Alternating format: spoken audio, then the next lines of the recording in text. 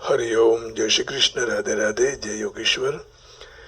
बंशीधरम तोत्रधरम नमामि मनोहरम मोहहरम च कृष्णम मालाधरम धर्मधुरम धरं च पार्थस्य सारथ्यकरं च देवं कर्तव्यदीक्षां च समद्वशिक्षां ज्ञानस्य भिक्षां शरणागतिं च ददाति गीता करुणाद्रभूता कृष्णेन गीता जगदो हिताय। श्रीमद् भगवद गीता जी अध्याय 18 श्लोक 57 और पार्ट दूसरा। श्लोक इस प्रकार है। भगवान ने अपना सामान्य विधान नियम बताकर अब भगवान इसी श्लोक में विशेष रूप से आज्ञा देते हैं। चेतसा सर्वकर्माणि मयि सन्न्यस्य मत्परः बुद्धियोगमुपाश्रित्य मच्चित्तः सततं भव। भगवान कह रहे हैं, चित्त से संपूर्ण कर्म मुझ में अर्पण करके मेरे परायण होकर समता का आश्रय लेकर निरंतर मुझ में चित्त वाला हो जा। मेरे चित्त वाला हो जा। ये आप करोगे तो क्या हो जाएगा? भगवत प्राप्ति होगी। Mentally dedicating all your actions to me and taking resource to yoga in the form of even midness, be slowly devoted to me and constantly fix your mind on me। माने तुम्हारा माइंड जो मन है मुझ में concentration करके fix कर दो, वहीं छोड़ दो माइंड को, कहीं लेना नहीं जाना है। In all activities just depend upon me and work always under my protection. In such devotional service, be fully conscious of me।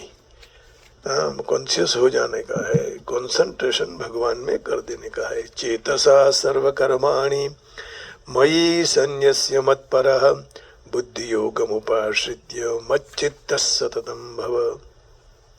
अब इसमें प्रेम भक्ति में 4 प्रकार का रस अथवा रीति होती है, तो उसकी चर्चा करेंगे। दास्य, सख्य, वात्सल्य और माधुर्य।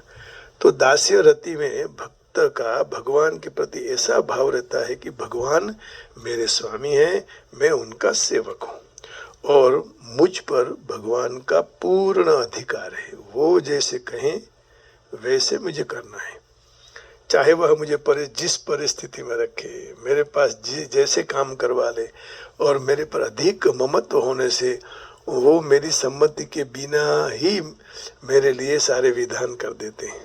वाह भाई वाह। सारा भगवान को सौंप देना, इसको दास्य कहा जाता है। यहाँ रखे या कहीं और दूसरे ले जाए, ये समझ में अभी हम नहीं आएगा, जब संसार में अनुभव से आता है। तो रति में भगवान के प्रति ऐसा भाव रहे कि भगवान मेरे सखा हैं, जैसे अर्जुन, सुदामा, मैं उनका प्रिय हूँ और उनका मुझ पर पूरा अधिकार है और मेरा भी उन पर पूरा अधिकार है। इसलिए मैं उनका जो कहते हैं वही मैं करूं और मैं कहूं वो करे। वाह। હું એમનું કરું તો મારું કયું પણ એમને કરવું પડશે।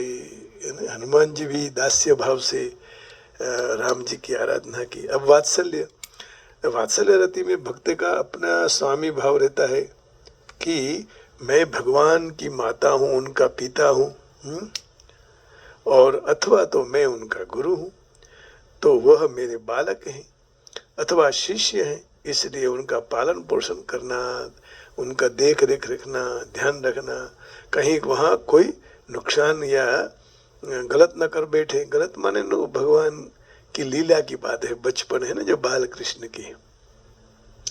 तो नंद बाबा और यशोदा मैया कन्हैया का इतना ध्यान रखते थे कि कन्हैया यदि वन में जाए तो उनकी देख रेख के लिए दाऊ जी को पीछे पीछे रखते थे।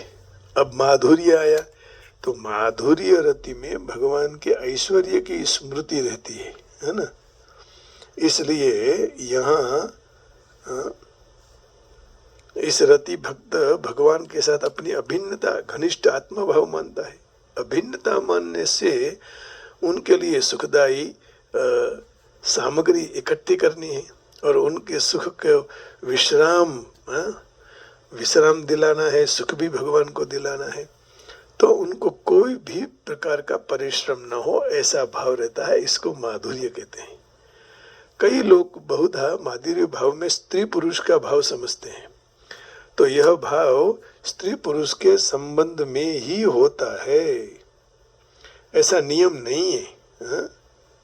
ऐसा नियम नहीं है। बहन बहन के साथ प्रेम, भाई बहन के साथ, बहन भाई के साथ, पति पत्नी के साथ, गुरु शिष्य के साथ, भांजा मामा के साथ, भतीजा चाचा के साथ, चचेरे भाइयों के साथ, ये प्रेम रहता है। प्रेम कोई छोटा शब्द थोड़ी है।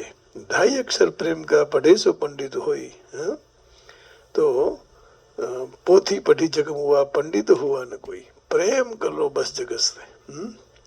प्रेम कई વાડીમાં પાણી પાવાથી નિપજતો નથી, है ना। माधुर्य नाम मधुरता अर्थात मिठास का है, मिठास आती है। भगवान के साथ अभिन्नता होने से वह अभिन्नता जितनी ज्यादा होगी, मधुरता भी उतनी अधिक होती। इसलिए दास्य, सख्य और वात्सल्य भाव में कोई भाव में पूर्णता होते ही मधुरता कम नहीं होगी। भक्त के सब भावों में माधुर्य भाव रहता है। अभेद और अभिन्नता में भेद है। जैसे केवल एक ही तत्व रह जाता है, द्वैत्व भाव सर्वथा समाप्त हो जाता है, उसी का नाम ही अभेद है, जिसको अद्वैतवाद कहते हैं। और शंकराचार्य भगवान ने इसी अद्वैतवाद की साधना की और अद्वैतवाद को इस सारे जगत में फैलाया। तो दोनों होते हुए भी एक रहने का नाम ही अभिन्नता है। जैसे दो मित्रों में अंतर से घनिष्ठता होने से अभिन्नता रहती है। अभिन्नता जितनी गाढ़ होती है उतने ही माधुर्य रस प्रकट होता है। इसी को प्रेम रस कहते हैं। भगवान भी प्रेम रस के लोभी हैं, और प्रेम रस का आस्वादन करने के लिए भगवान एक में से अनेक रूप धारण कर लेते हैं। एकाकी न रमते, है ना, सदैक्षत बहुश्याम प्रजायेति। तो भगवान को भक्त के साथ अलग अलग रूप धारण करके लीला करने में बहुत आनंद आता है। यही कथा का तो आनंद है ही। हाँ, और प्रेम मार्ग भगवान तरफ ले जाता है। काम में भी दो ही रहते हैं, काम में बे हुई ने बेज रहे छे, अर्थात द्वैधी भाव भिन्नता के भेद कभी दूर नहीं होता है। प्रेम में एक होकर दो होते हैं, अर्थात अभिन्नता कभी दूर नहीं होती है। द्वैतम मोहाय बोधात् प्राग्जाते बोधे मनीषया भक्त्यर्थम कल्पितम अर्थात स्वीकृतम द्वैतम अद्वैतादपि सुंदरम पारमार्थिकम अद्वैतम द्वैतम भजन हेतवे तादृशी यदि भक्ति स्यात् सा तो मुक्ति शताधिका। क्या बात है।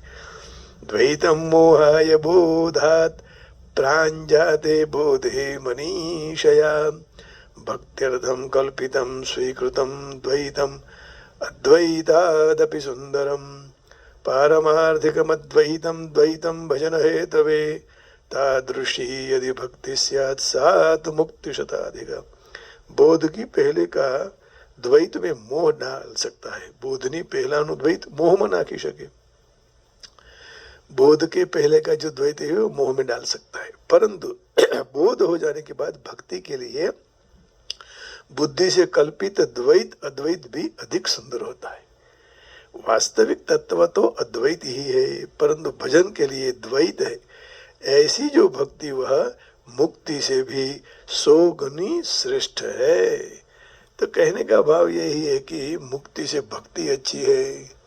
हरि ना जन तो मुक्ति न मांगे, मांगे जन्मो जन्म अवत